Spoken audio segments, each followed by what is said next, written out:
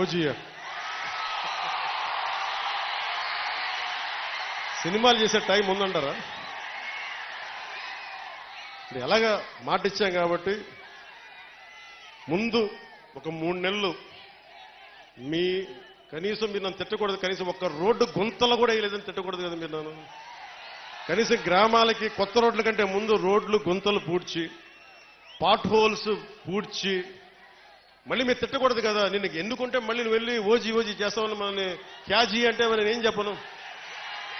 ఒక భయంతో మా నిర్మాతలు కూడా చెప్పాను, కొంచెం క్షమించాలి, మా రాష్ట్ర మా ఆంధ్ర రాజ్య ప్రజలకి మేము కొంత కనీసం సేవ చేసుకొని కుదిరినప్పుడల్లా ఒక 2 రోజులు 3 రోజులు మీకు షూటింగ్ చేస్తాను, ఎక్కడ పనికి అంతరాయం రాకుండా.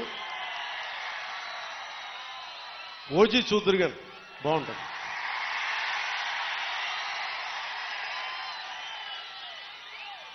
అలాగే మీరు చెప్తున్నా, దయచేసి మీరు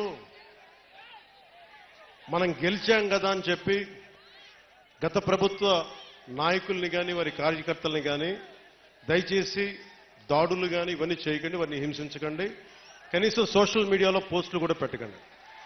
వాళ్ళు చేసిన తప్పు మనం చేయదు ఎవరిని. ఎందుకంటే మరీ చట్టాలని అధిగమించి కొంతమంది చేసి ఉండొచ్చు, అది పెద్దలు పివి నరసింహారావు గారు చేసినట్టుగా చట్టం తన పని చేసుకుపోతుంది.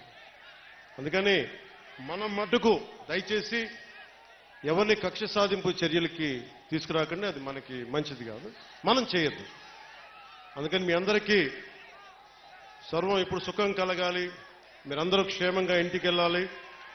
నాకంటే వయసులో ఉన్న